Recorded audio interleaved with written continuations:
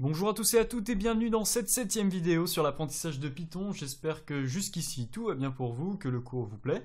Et dans cette vidéo, nous allons parler de la notion de boucle. Alors j'espère aussi que vous avez regardé la vidéo précédente car nous utiliserons quelques notions de celle-ci dans notre apprentissage des boucles. Alors les boucles en programmation permettent de répéter des tâches. Il existe en Python deux boucles qui sont while et for et qui permettent justement d'effectuer cette tâche de répétition. Je vous propose d'en découvrir les mécanismes tout de suite.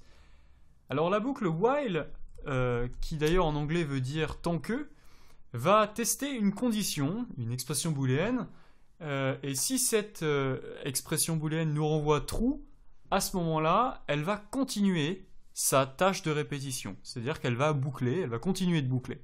Donc là, si par exemple je place une condition ici qui vaut true, ou je peux carrément mettre true, je peux mettre ensuite deux points, et à l'intérieur du corps même de la boucle, je peux mettre les instructions que j'aimerais répéter. Par exemple, test, comme ceci. Donc là, si je teste comme ceci. Par exemple, si je lance ce programme, vous allez voir que Python continue sans cesse de ma boucle, tout simplement parce que, bon là ça s'est arrêté car c'est l'éditeur PyCharm qui nous l'a arrêté parce qu'il a déterminé qu'il y avait trop de calculs.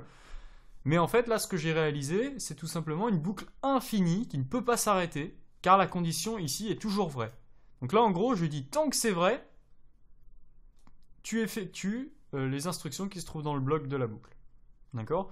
Donc il va falloir trouver un moyen de sortir de cette boucle en faisant en sorte que par exemple cette condition ici passe à false. Parce qu'effectivement si ici la condition qui sera placée là dans la structure de la boucle est false, que je fais un run, vous voyez que il ne se passe rien parce que tout simplement la boucle n'est pas exécutée. Je peux vous le prouver tout simplement en sortant ici de la boucle et en mettant un print fin du programme. Vous allez voir que si je fais un run, j'arrive quand même bien à fin du programme sans passer par la boucle, sans passer par le print de la boucle. Donc du coup, comme je vous l'ai dit ici, on peut mettre n'importe quelle condition, n'importe quelle expression booléenne. Je pourrais par exemple très bien faire un programme tout simple, par exemple, qui fait un décompte du jour de l'an. Donc jour de l'an, ici ça serait une variable que je déclare, qui vaudrait 10 par exemple. On ferait un compteur 10, 9, 8, 7 jusqu'à 0, bonne année. Et du coup, ce qui se passerait, c'est que ce compteur, ici, à la place donc je m'en servirai donc à la place de false ici pour en tester une condition. Si jour de l'an est supérieur à 0, alors en ce moment-là, on continue de faire de boucler. Donc, du coup, ici, dans ce cas-là, si je lance la boucle, vous allez voir que c'est toujours une boucle infinie, en effet, parce que jour de l'an est toujours supérieur à 10. Stopper avec le bouton ici. Jour de l'an est toujours supérieur à 10, donc c'est une condition qui est tout le temps vraie, qui renvoie tout le temps true. Mais maintenant, si à la fin de cette boucle, ici, je décide de faire jour de l'an et de baisser de 1 à chaque fois, à chaque tour de boucle, je décide de baisser de 1 la valeur de cette variable, à ce moment-là, il y a bien un moment où cette variable, elle va être inférieure ou égale à 0, ou dans ce cas-là, égale à 0, et faire en sorte que la condition ici soit false, ce qui aura pour effet de sortir de la boucle. Donc jour de l'an, je vais lui renseigner la valeur jour de l'an moins 1. Alors je vais expliquer dans quelques instants, ne vous inquiétez pas. Donc souvenez-vous de la règle fondamentale que j'avais expliquée lors de l'assignation des valeurs à une variable, ou de l'affectation d'une valeur à une variable.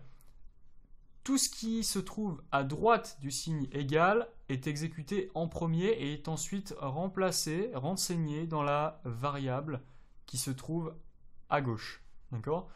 Ce qui signifie que quand le programme arrivera à cet endroit, le fil d'exécution du programme arrivera à cet endroit, il va d'abord récupérer la valeur de jour de l'an qui est actuellement 10, ici, lui soustraire 1, donc l'ensemble de cette expression ici vaudra 9, et il va réintégrer 9 comme étant la valeur donc de jour de l'an.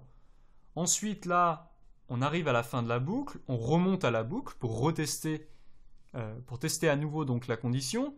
La condition ici est toujours valide puisque jour de l'an vaut maintenant 9. 9 étant bien supérieur à 0, on peut réintégrer la boucle, afficher ce qu'on a affiché ici, et repasser dans jour de l'an. Alors d'abord, on récupère la valeur de jour de l'an qui vaut 9, on lui soustrait 1, elle vaut maintenant 8, et on réintègre 8 dans jour de l'an, etc. Ensuite, 8 est bien supérieur à 0, on retombe dans la boucle. Ici, 8 moins 1, ça fait 7, jour de l'an donc vaut 7. 7 est bien supérieur à 0, on fait le print, 7 moins 1 ça fait 6, etc. etc. jusqu'à arriver à 1. Là, admettons qu'on arrive à 1 ici, donc on a 1, c'est bien supérieur à 0, jour de l'an ici vaut 1, jour de l'an pardon ici vaut 1, 1 moins 1 ça fait 0, jour de l'an vaut maintenant 0. Et quand je vais remonter, après être passé par cette affectation qui détermine jour de l'an à 0, enfin qui assigne 0 à jour de l'an, quand j'arrive en haut, jour de l'an qui vaut 0, ça ne sera pas supérieur à 0. 0 n'est pas supérieur à 0. D'accord ? Du coup, ce qui se passe, c'est que cette condition ici sera fausse. Du coup, la boucle ne continuera pas son exécution. On sortira de la boucle et on reviendra dans le fil d'exécution normal du programme, enfin à la suite de la boucle, et on continuera le programme. Donc du coup, si à l'intérieur de mon programme, ici par exemple, j'affiche dans un print la valeur du jour de l'an, et par exemple, avant je pourrais afficher tout simplement des 3 petits points pour séparer les valeurs ou faire du formatage, ou bientôt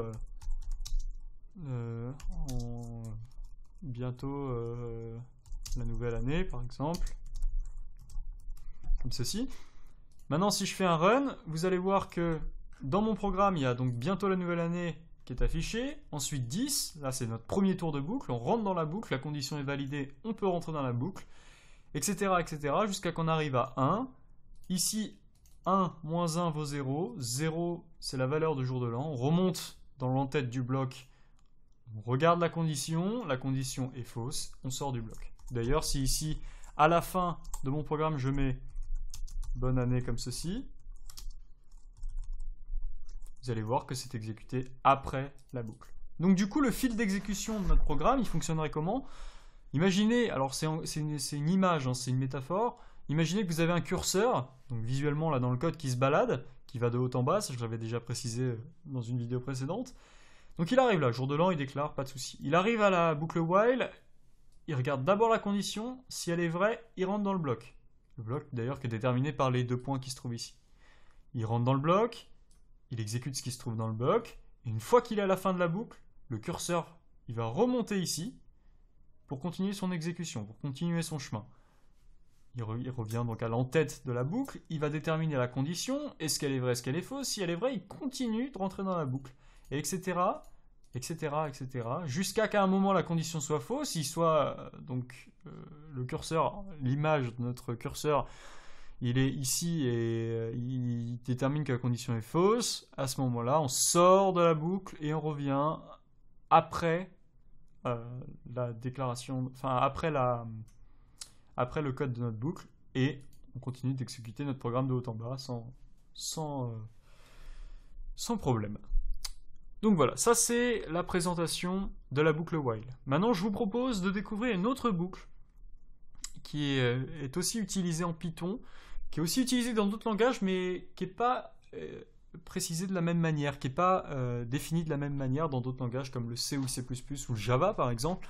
Là, Python a une particularité bien précise sur cette boucle. Donc, je vais ici définir une boucle for avec le mot-clé for, pardon.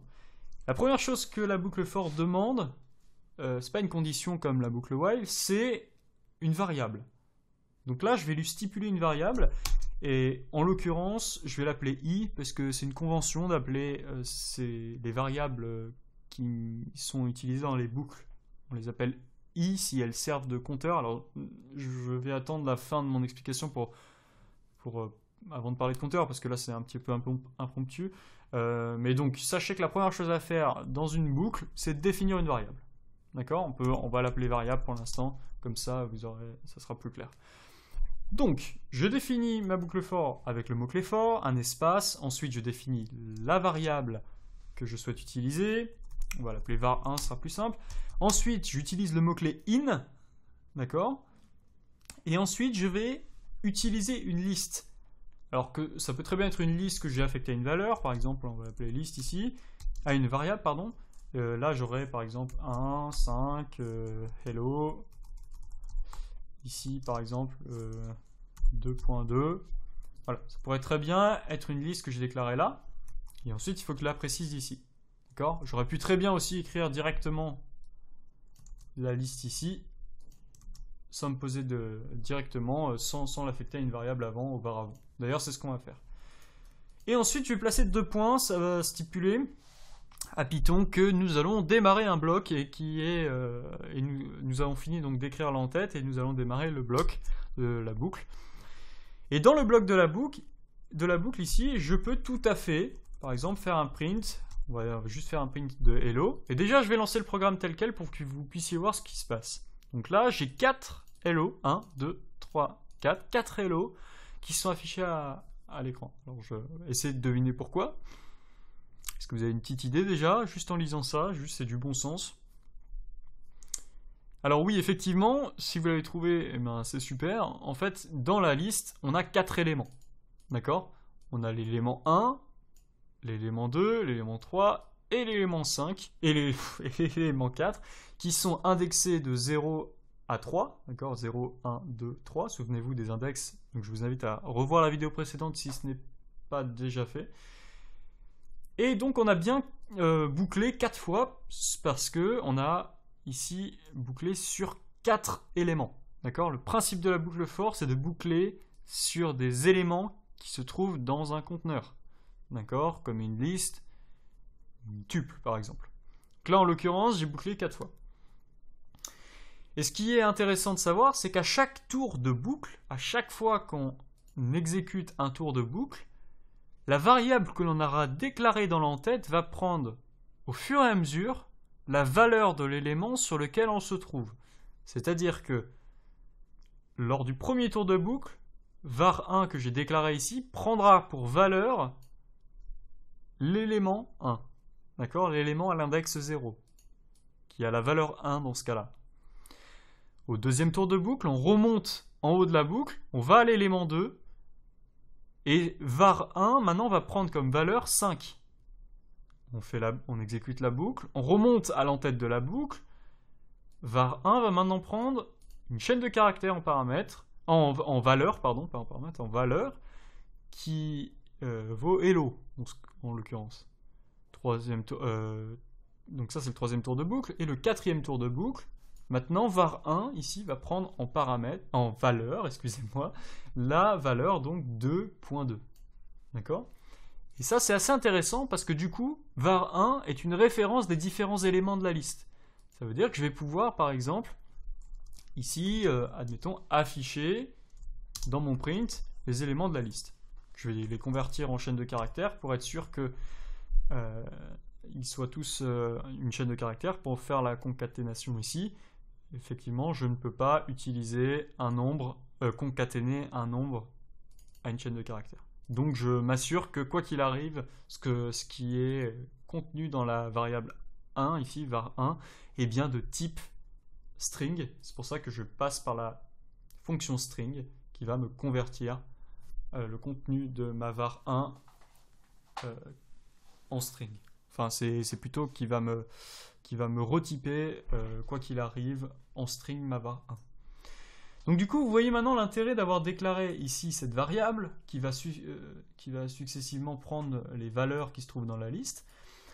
Et d'ailleurs, si je run ici, mon exemple, vous voyez que première chose, c'est hello plus 1, qui est la première valeur de la liste, hello plus 5, enfin hello espace 5, qui est la deuxième valeur, etc., etc., hello, hello, hello 2.5.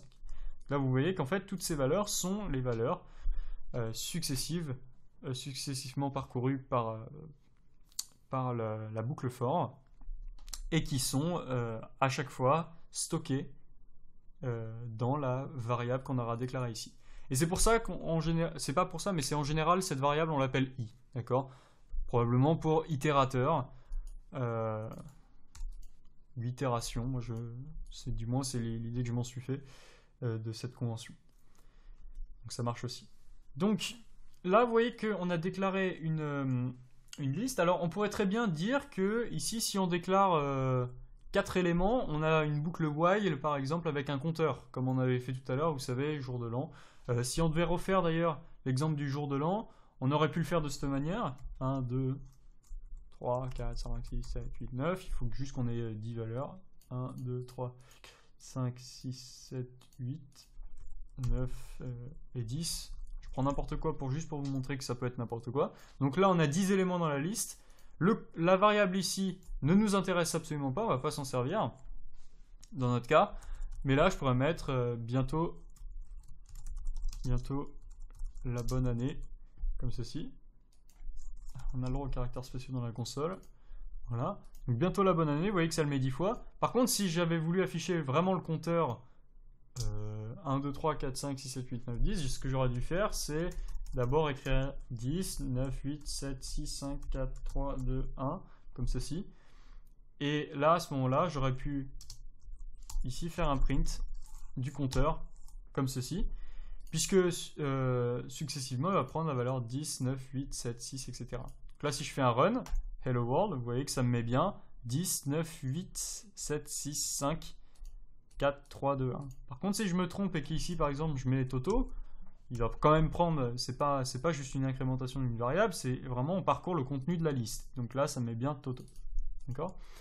Après, il y a une pratique courante quand on utilise une boucle for comme ça en Python, c'est d'utiliser une fonction qui s'appelle range, qui va nous générer une liste. D'accord ? Donc la fonction range, on va devoir lui définir comme premier paramètre un début et comme deuxième paramètre une fin de liste. D'accord ? Donc si je fais 0, 10, ça va me générer une liste entre 0 et 10. D'accord ? D'ailleurs, ce que je vais faire tout de suite pour vous le prouver, c'est que je vais supprimer ma boucle et afficher ici range 0, 10. Et si je fais un run, je vais peut-être le stocker dans une variable.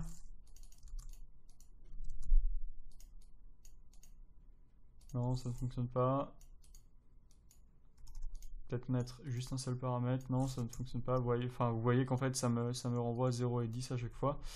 Entre 0 et 10 à chaque fois. Mais bon, il faut savoir que derrière, en fait, vraiment, cette fonction retourne une liste. D'ailleurs, théoriquement, vous voyez qu'à chaque fois que je parcours les différents éléments ici, eh bien, j'ai la valeur qui change de cette liste. Donc si je me mets à 10 par exemple ici, vous voyez que ça me met une erreur parce que je suis sorti, je suis au 11e élément. Donc il faudrait que je me mette au 9e élément.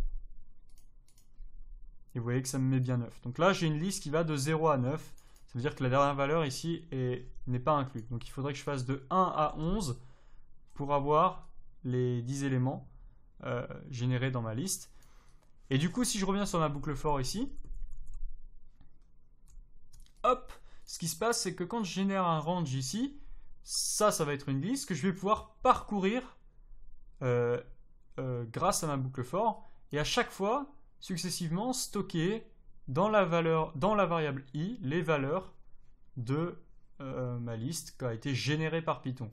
Donc le range ici a pour effet de générer une suite de nombres contigus, donc 0, 1, 2, 3, 4, 5, 6, 7, entre ces deux valeurs, la dernière valeur étant non comprise. D'accord ? Donc si je fais un run ici, vous allez bien remarquer que j'ai 0, 1, 2, 3, 4, 5, 6, 7, 8, 9. D'accord ?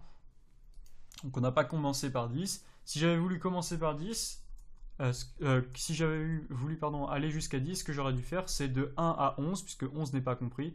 Et là, vous voyez que ça fait bien 1, 2, 3, 4, 5, 6, 7, 8, 9, 10 jusqu'à 11. On est bien d'accord. Et à chaque fois, successivement, le i va être renseigné avec la valeur de la liste. Et j'aurais pu aussi faire un xrange. Alors, je crois que c'est xrange ou range. Non, c'était. Excusez-moi, j'ai dû me tromper dans une autre API. Non, c'était ça, c'était range. Voilà, donc je peux préciser les valeurs qui seront contenues dans ma liste.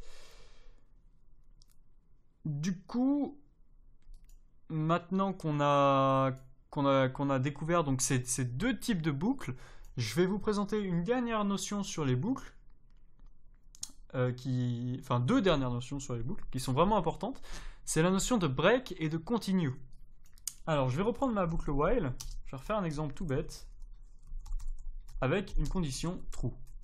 D'accord? Condition qui se termine, qui ne se termine jamais, qui va donc jamais terminer la boucle, pardon. Et en haut, je vais tout simplement mettre un compteur que je vais appeler count, qui va commencer à 0, ici. Et à l'intérieur de la boucle, ce que je vais faire, c'est que je vais incrémenter de 1 mon count. D'accord? C'est tout ce que je vais faire. Pour l'instant. Donc du coup, là, si je lance ma boucle, effectivement, on a une boucle infinie, donc il va falloir que je la stoppe. D'accord? Je stoppe avec l'exécution de mon programme ici. D'ailleurs, ce que je vais faire ici, c'est que je vais faire un print. Et mon print, il va afficher tout simplement count de point espace plus str de count. Ça, je convertis mon nombre entier en une chaîne de caractères. Je fais un run et là, vous voyez que, bon, bah là, on monte très vite dans les hauts nombres puisque c'est une boucle infinie qui ne s'arrête jamais. Et là, vous voyez que la valeur de count est passée très très haute. 645 852, ça commence à devenir des nombres assez importants et ça montre aussi la rapidité d'exécution du programme. Du coup, maintenant, ce qu'on va faire, c'est que on va tout simplement dire que si, et on est toujours à l'intérieur de la boucle, hein, si count vaut, souvenez-vous, les deux égales pour définir l'égalité en Python, si count vaut par exemple 42, à ce moment-là, on va utiliser un mot-clé de Python qui s'appelle break. Break, c'est un mot-clé qui est associé à une boucle, qui est toujours associé à la notion de boucle, qui dit tu sors de la boucle. Tu casses la boucle, tu arrêtes complètement l'exécution de la boucle et tu ramènes ton fil d'exécution ici. C'est vraiment un ordre à Python lui disant la boucle, tu ne t'en occupes plus, tu sors et tu arrives au nouveau point d'exécution, tu arrives à cet endroit-là pour continuer l'exécution de ton programme. Du coup, si je lance un run ici, vous allez remarquer qu'en fait, qu'est-ce qui va se passer? Effectivement, je vais bien boucler 42 fois, donc 0 jusqu'à 41. Et donc, après, count, il vaut 42 à un moment. Si c'est le cas, on break tout de suite et on revient même pas en haut de la boucle. C'est absolument pas possible dans ce cas-là. Donc ça, c'est le premier mot-clé qui fonctionne aussi avec la boucle for. Je vais vous le présenter, je vais vous le prouver tout de suite. Donc for i in range entre 0 et 10. Donc je vais le mettre directement comme ça. On peut juste spécifier normalement un seul paramètre pour boucler 10 fois. Pour donner le nombre que l'on veut dans notre range. Et ça partira de 0. Donc là, je vais faire un print i. Et si i est égal, par exemple, à 4, à ce moment-là, on va faire un break. Donc là, on n'ira pas plus loin que 4. Je fais un run. J'ai oublié les deux points ici. Je fais un run. 0, 1, 2, 3. Alors là, on n'a pas bouclé 4 fois parce qu'au début, i valait 0, puisque c'est le propre du range, c'est de nous créer une liste qui commence avec le premier élément qui vaut 0, 1, 2, 3, etc. Par contre, au moment où la valeur de i vaut 4, on break. D'accord? Donc là, il se trouve que c'est à la cinquième valeur du tableau, de la liste qui a été générée par range, par la fonction range. Donc voilà, ça c'est le premier mot-clé que j'aimerais vous montrer concernant les boucles. Maintenant, le deuxième mot-clé qu'on va voir, c'est le mot-clé continue. Je vais revenir sur l'exemple de la boucle while. Donc, le mot-clé continue, il va permettre de sauter une itération de boucle. C'est-à-dire que là, je vais revenir avec un compteur, par exemple, qui va commencer à 0. Je vais définir une boucle while. Tant que count est inférieur à 10, par exemple, à ce moment-là, count plus égale, surtout pas plus, ça n'existe pas dans ce langage-là, dans le langage Python. Donc, tant que count est inférieur à 10, on continue. count, on l'incrémente de 1. Et ensuite, là, ici, on va faire un simple test. Si count est égal, par exemple, à 5, à ce moment-là, continue. D'accord? Et le principe de continue, c'est de sauter tout ce qui se trouve après la boucle. Donc du coup, en fait, il faudrait que le if, excusez-moi, je le mette après ici, avant ici, pour pas qu'il n'exécute ici la suite du contenu de ma boucle. C'est-à-dire que si ici je mets un print et que je mets après le continue à l'écran,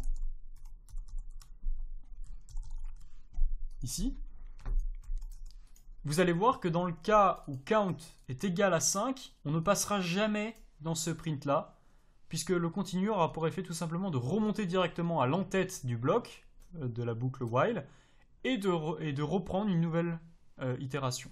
Donc si là je lance le run, j'ai encore oublié le 2 points, si là je lance le run, et oui, j'ai pas affiché aussi le...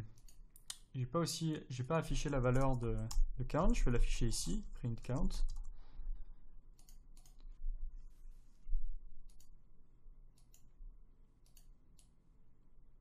Oui, et effectivement, il faut aussi que j'incrémente, excusez-moi, avant, parce que dans le cas où c'est égal à 5, ça n'est jamais incrémenté. Du coup, parce qu'on est après parce que l'incrémentation, je l'avais mis après le continu, donc ça n'est jamais incrémenté, on est toujours égal à 5. Donc du coup, comme on va rentrer dans une boucle infinie, puisque le count plus égale 1 n'est jamais fait, en fait, une fois que ça vaut 5, puisqu'on fait toujours un continu. Là, vous voyez que ça fonctionne. On a donc le 1, ici qui est fait. On incrémente bien en premier lieu dans la boucle notre variable de 1. Donc count, quand on l'affiche, il vaut 1. Count, il ne vaut pas 5, donc on ne continue pas. On affiche après le continu. Pareil, jusqu'au 4 ici, après le continu. Le 4, on remonte ici, donc count, il vaut 4. 4, c'est bien inférieur à 10. Donc on peut continuer dans notre boucle. 4 plus 1, ça vaut 5. On affiche 5. Si count est égal à 5, eh bien, effectivement, là, c'est true. Là, c'est vrai. C'est là que l'expression booléenne nous renvoie true. Donc, qu'est-ce qui va se passer? On va exécuter le contenu du if. Donc, là, le contenu du if, c'est continue. Et continue, comme je le disais, a pour effet tout de suite de remonter à l'entête de la boucle. Donc, on remonte ici. Donc, du coup, on aura sauté, en fait, le print. D'ailleurs, vous voyez que ici, dans l'affichage, on n'a pas le après le continu, la chaîne de caractères après le continu et les points. Et on passe directement à la suite, qui a pour effet de continuer la boucle. Donc voilà, le continue, le count, c'est assez pratique. Le continue est assez pratique. Et on peut s'en servir par exemple pour faire count modulo 2 pour par exemple sauter les nombres qui sont pairs. Par exemple, là si je fais un run, vous allez voir que je n'affiche pas après le continue tous les nombres qui sont pairs. Je vais expliquer pourquoi. Tous les nombres qui sont impairs, pardon. Je vais expliquer pourquoi, parce que count modulo 2 va avoir pour effet alors en gros, c'est combien de fois on peut mettre 2 dans la valeur de count. Par exemple, si count il vaut 15, je vais pouvoir mettre, pardon, on va prendre plus bas, ce sera plus simple à visualiser. Si par exemple, ici j'ai 4 modulo 2, count vaut 4, pardon, 4 modulo 2, ça renvoie à 0. Pourquoi? Parce que je peux mettre exactement, parfaitement, la valeur 2, je peux la mettre 2 fois dans 4. D'accord? Et pour aller à 4, il reste 0. C'est-à-dire, je vais réexpliquer d'une autre manière, si je fais 4 divisé par 2, ça tombe juste. On est d'accord? C'est-à-dire que 2, je peux le mettre que 2 fois dans 4. Du coup, je peux le mettre 2 fois dans 4, pardon, et ce de manière exacte. C'est-à-dire vraiment, je n'ai pas de reste de la division entière. Par contre, si j'avais ici 5 divisé par 2, ce n'est pas une division entière parfaite, ça ne tombe pas juste. Du coup, la question que je me pose avec le modulo, ici l'opérateur modulo, c'est combien de fois la valeur 2 peut être mise dans 5. La valeur 2 dans 5 peut être mise exactement que 2 fois. Effectivement, je peux mettre que 2 fois la valeur 2 dans 5. Ce qui donne 4. Et pour arriver jusqu'à la valeur 5, il me reste 1. Donc le résultat du modulo serait ce reste qui reste de la division entière qui est 1. D'accord? Donc, comme là j'ai fait modulo 2, s'il reste 1, ça veut dire quoi? Ça veut dire que le nombre est impair, puisque je ne peux pas mettre exactement un multiple de 2 dans la valeur qu'on teste ici. Et s'il reste 0, ça veut dire que je peux mettre un multiple de 2 parfaitement dans la valeur du nombre, enfin dans le nombre pardon, qui se trouve ici. C'est-à-dire que la division est parfaite, donc il n'y a pas de reste. Donc s'il y a un reste, ça veut dire qu'on a un nombre qui est impair. Ça veut dire que la division ne s'est pas faite parfaitement. Donc là, qu'est-ce qu'on fait? On fait un continue dans le cas où tout simplement on a un reste, c'est-à-dire que ça vaut 1. Et j'ai oublié de préciser quelque chose, ça peut peut-être vous paraître étrange que ça fonctionne. En programmation, de manière générale, il y a true et false. Ça, je vous l'avais dit, c'est les valeurs des booléennes. Mais il faut savoir qu'en programmation, tout ce qui vaut 0, juste la valeur 0, correspond à false. C'est-à-dire que dès que, si je fais d'ailleurs par exemple un if, alors je ne vais pas lancer le programme, hein, mais si je fais par exemple if 0, pour lui, il considère que c'est if false. D'accord? Si je mets n'importe quelle autre valeur numérique, il va considérer que c'est vrai. D'accord? Donc n'importe quelle autre valeur que 0, c'est true pour un langage de programmation. Alors que 0, c'est vraiment false. D'accord? C'est pour ça que ici, en fait, qu'est-ce qui va se passer? C'est l'opérateur modulo va nous renvoyer une valeur une valeur autre que 0 s'il est impair. Du coup, ça veut dire quoi? Ça veut dire que ici, if une autre valeur, donc ça veut dire true, à ce moment-là, je continue. N'importe quelle autre valeur que 0, c'est exactement la même chose que true. Je répète, n'importe quelle autre valeur que 0, c'est la même chose que la valeur booléenne true, vrai. Par contre, si c'est pair, c'est-à-dire que le contenu du if ici, la condition vaudra 0, puisqu'on aura fait une division parfaite, il n'y aura pas de reste, ça vaudra 0. À ce moment-là, if 0, ce qui correspond, comme je viens de le dire, à if false, à ce moment-là, le contenu du if ne sera pas exécuté, puisque ici la condition sera fausse, d'accord, sera considérée comme fausse, parce que 0 c'est équivalent à false. Donc j'espère que j'ai pas été trop confus sur la fin. Gravez bien dans votre mémoire que false c'est égal à 0, et que true c'est égal à n'importe quel autre nombre, comme 1, comme 2, comme 3, comme 78 465, n'importe quoi. Et pour vous en convaincre, je vais quand même vous présenter l'exemple tout simple.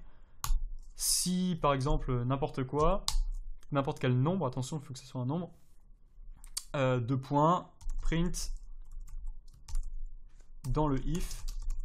Là, si je lance ce programme, vous voyez qu'il y a bien dans le if qui est affiché. Donc ça signifie bien que ça, c'est égal à true. Maintenant, si je mets juste 0 ici, vous allez voir, il n'y a absolument rien d'affiché. Donc on ne passe pas dans le if, dans le bloc du if. Donc ça veut dire que 0 équivaut à quelque chose de considéré comme faux. Donc c'est une notion un peu bizarre d'associer le 0 à quelque chose de faux en informatique, mais il faut vous habituer à cette notion parce qu'on le retrouve dans tous les langages de programmation et de manière générale, le 0 vaut faux. Même si on regarde en électronique, quand on est à 0, on ne fait pas passer de courant. C'est faux, entre guillemets. Quand on est à 1, on fait passer du courant. D'accord ? Ça peut répondre à la question, est-ce que le courant passe? Si c'est 0, c'est faux. Si c'est 1, c'est vrai. D'accord ? Donc voilà, j'espère que cette vidéo qui était un petit peu plus complexe que les autres, parce que j'ai essayé d'approfondir bien dans les détails tout ce qui se passait dans les boucles que l'on a vues, dans les boucles Python que l'on a vues. J'espère que, donc, comme je disais, que cette vidéo vous aura plu, et je vous dis à bientôt dans la vidéo suivante, dans laquelle on continuera d'explorer les fondamentaux du Python. N'hésitez surtout pas à vous entraîner. parce que c'est comme ça que vous allez pouvoir développer vos compétences dans Python. Faites des petits exemples, faites des petits programmes, faites des trucs marrants, faites des trucs qui peuvent vous servir. Créez-vous votre propre calculatrice, créez-vous votre propre programme de compta, par exemple, pour calculer vos comptes. Créez-vous votre propre programme pour calculer vos notes. Faites-vous des petits jeux textuels. Faites vraiment, vous avez pour l'instant tout en votre possession pour faire ce genre de petits programmes. Vraiment, amusez-vous.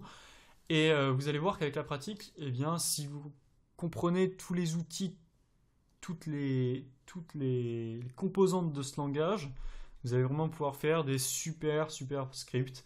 Donc, je vous encourage vraiment à le faire. Je sais que c'est pas une chose facile de se mettre à écrire des petits programmes. Moi d'ailleurs, j'ai souvent été dans